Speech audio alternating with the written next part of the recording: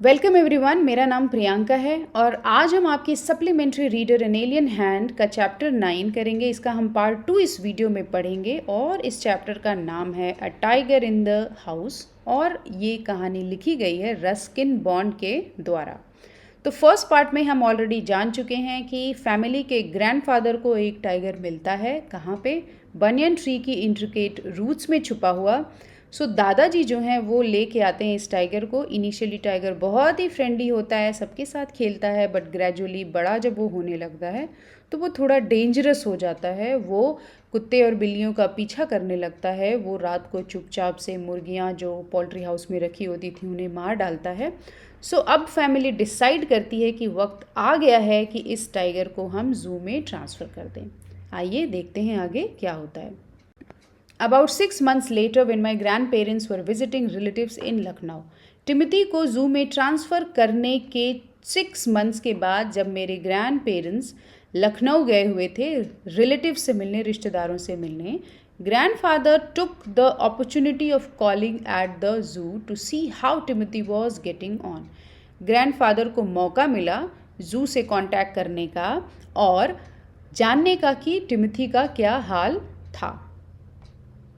I was not there to accompany him, but I heard all about it when I returned to Dehra. मैं वहाँ था तो नहीं अपने ग्रैंड पेरेंट्स के साथ सब कुछ जानने के लिए, बट मुझे ये सब चीज़ें पता चली जब मैं देहरा वापस आया। तो मुझे ये सभी चीज़ें ग्रैंडफादर से पता चली कि क्या क्या हुआ था लखनऊ में। Arriving at the zoo, grandfather made straight for the particular cage in which Timothy had been interned. Interned का मतलब put in captivity। जब ग्रैंडफादर टिमिथी को मिलने, उसका हालचाल जानने जू पहुंचते हैं तो सीधा वो उसी केज की ओर बढ़ते हैं जहां पे वो टिमिथी को छोड़ के गए थे। The tiger was there crouched in a corner. Tiger वहीं पे था और क्राउच्ड, वो अपने नीज को बेंड करके बैठा हुआ था in the corner, full grown and with a magnificent means extremely beautiful striped coat. वो जो टाइगर था बहुत ही खूबसूरत लग रहा था। वो फुल ग्रोन हो चुका था, पूरी तरीके से फुल साइज़ में आ गया था और उसका जो कोट था, धारीदार कोट था, वो बहुत ही खूबसूरत लग रहा था। Hello Timothy, said grandfather and put his arms through the bars of the cage. Grandfather ने उसे हेलो किया और अपना हाथ जो है बार्स के बीच में, जो बार्स लगी होती हैं केज में, उनके बीच से अंदर डाला। The tiger approached. टाइगर आया। Approached means came near the bars and allowed grandfather to put both hands around his head. और उसने ग्रैंडफादर को अलाउ किया कि ग्रैंडफादर अपना दोनों हाथ उसके सर पे रखें, उसे सहलाएं। Grandfather stroked the tiger's forehead and tickled. Tickled means here lightly touch in a way that causes mild discomfort or itching and often laughter. इस तरीके से टच करना जिससे कि हंसी आए, तो इसे हम गुदगुदी भी कहते हैं। तो ग्रैंडफादर जो है टाइगर के फोरहेड पे यानी कि उसके सर पे स्ट्रोक किया करते थे और उसे गुदगुदी किया करते थे उसके कानों के आसपास। एंड व्हेनेवर ही ग्राउल्ड, और जब कभी भी वो गुर्राता था, टाइगर जब घर पे था, तो grandfather smacked. Smacked means hit lightly, धीरे से उसको थपकी दिया करते थे हिम अक्रॉस द माउथ, उसके माउथ के आसपास, which was his old way of keeping him quite. और ये ग्रैंडफादर का पुराना तरीका था उस टाइगर को शांत रखने का, टिमिथी को शांत रखने का। He licked grandfather's hand and only sprang away when a leopard in the next cage snarled at him. Sprang यहाँ पे verb spring का सेकेंड फॉर्म है और spring का मतलब होता है जंप करना। ओके, और जो दूसरा वर्ड यहाँ पे है snarled, इसका मतलब है making aggressive growl, means aggressively जब कोई जानवर गुर्राता है तो उसे हम स्नैल करना कहते हैं। तो जब ग्रैंडफादर टिमिथी को केज में टच कर रहे थे, उसे सहला रहे थे, पैट कर रहे थे, उसे गुदगुदी कर रहे थे, he licked grandfather's hands and only sprang away when a leopard in the next cage snarled at him. वो ग्रैंडफादर के पास ही रहा, वो उनके हाथों को लिक करता रहा और तभी वहाँ से हटता था जबकि नेक्स्ट केज वाला टाइगर जो है उसके ऊपर गुर्राता था, तभी वो ग्रैंडफादर के पास से हटता था। Grandfather shoot the leopard away. जो बगल वाले केज का लेपर्ड हुआ करता था, जो गुर्राता था उस छोटे से टाइगर पे, ग्रैंडफादर उसे शू अवे किया करते थे। और ऐसा करने पे जो टाइगर ग्रैंडफादर के सामने वाले केज में था वो आ जाता था वापस और उनके हाथों को वापस लिक करने लगता था। But every now and then the leopard would rush at the bars and he would slink. Slink means move smoothly and quietly back to his corner. But जो टाइगर था वो बार बार बार जहाँ पे ग्रैंडफादर खड़े थे वहाँ आता रहता था और फिर वो तुरंत वापस चला जाता था जिस कॉर्नर में वो पहले बैठा हुआ करता था। A number of people had gathered to watch the reunion when a keeper pushed his way through the crowd and asked grandfather what he was doing. बहुत सारे लोग ये सब देख के इकट्ठा हो गए थे इस रियूनियन को। किसका रियूनियन? ग्रैंडफादर और टाइगर का रियूनियन देखने के लिए बहुत से लोग जो भी जू में आए थे वो सभी वहाँ इकट्ठा हो गए। तभी एक कीपर यहाँ पे है जू का एम्प्लॉय, वो आता है लोगों के बीच से, भीड़ के बीच से अपना रास्ता बनाता हुआ वहाँ आता है और ग्रैंडफादर से पूछता है कि वो क्या कर रहे हैं वहाँ पे। I am talking to Timothy said grandfather. Grandfather ने कहा मैं तो टिमोथी से बात कर रहा हूँ। Weren't you here when I gave him to the zoo 6 months ago? तुम यहाँ नहीं थे क्या जब मैं 6 महीने पहले टिमोथी को लेके यहाँ आया था और मैंने टिमोथी को यहाँ दिया था, तब तुम यहाँ नहीं थे? ग्रैंडफादर ने उस एम्प्लॉय से पूछा, जू के कीपर से पूछा। I haven't been here very long, said the surprised keeper. Please continue your conversation. तो कीपर कहता है कि नहीं मैं यहाँ ज़्यादा दिन से काम नहीं कर रहा हूँ और वो सरप्राइज्ड भी था।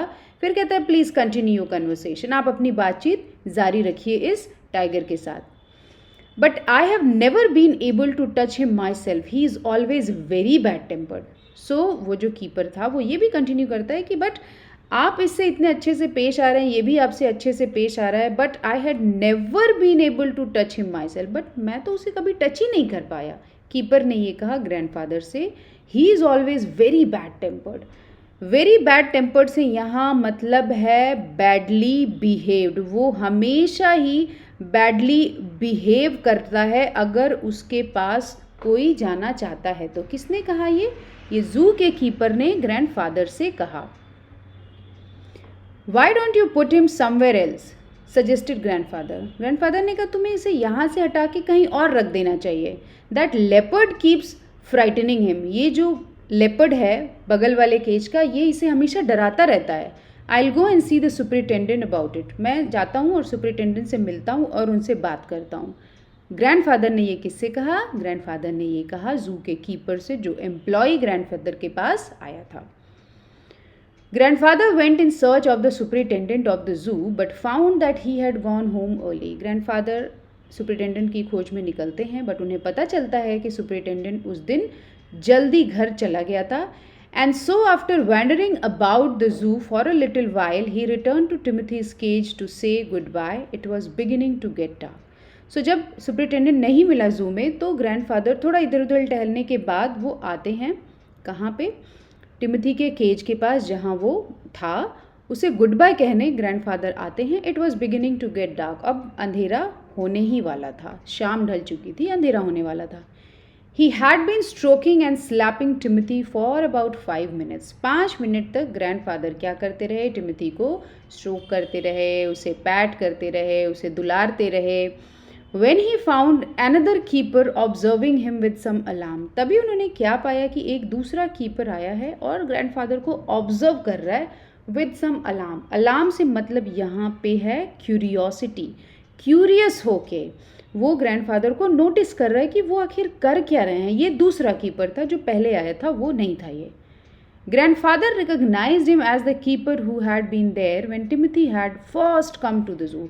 ग्रैंडफादर उसे पहचान गए। ये वही वाला कीपर था जो कि वहाँ मौजूद था जब ग्रैंडफादर टिमोथी को लेके पहली बार इस जू में आए थे, उसे यहाँ देने आए थे।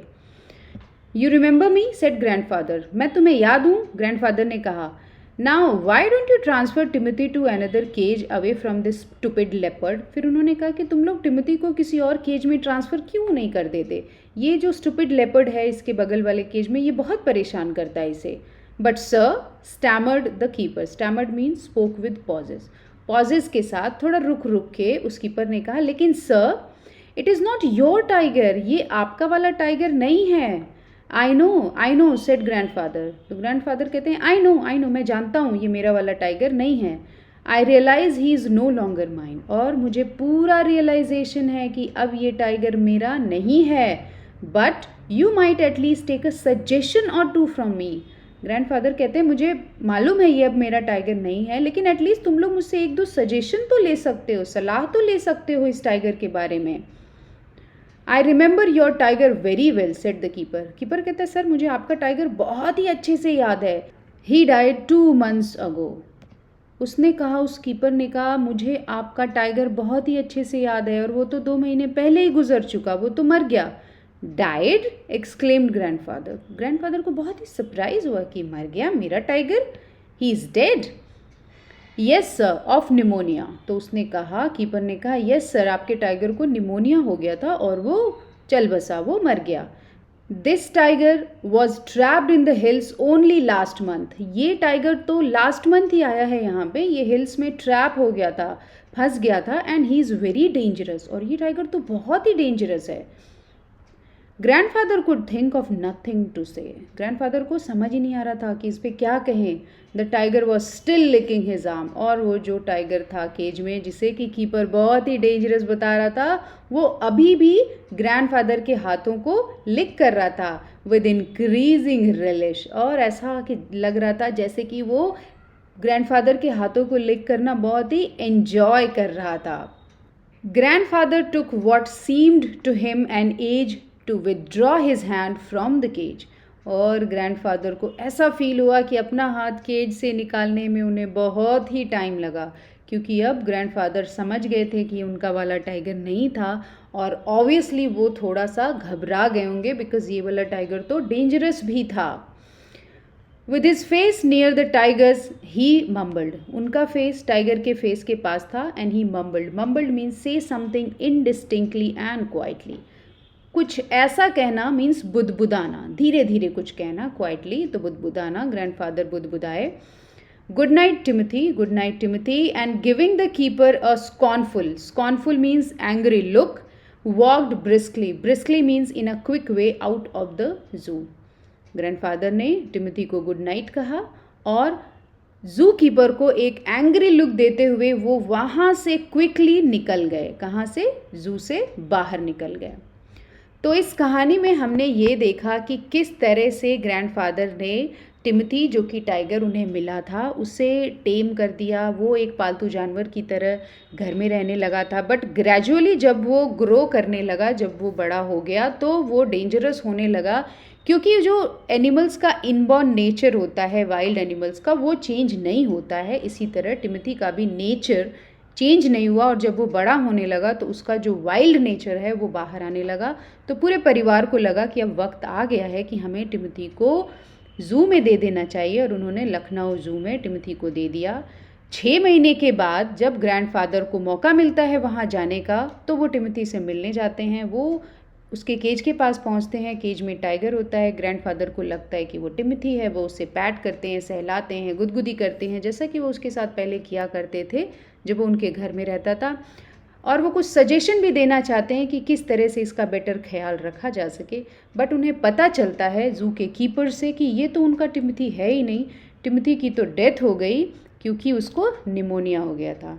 ग्रैंडफादर को ये बात बहुत देर से समझ आती है और वो जू से निकल जाते हैं।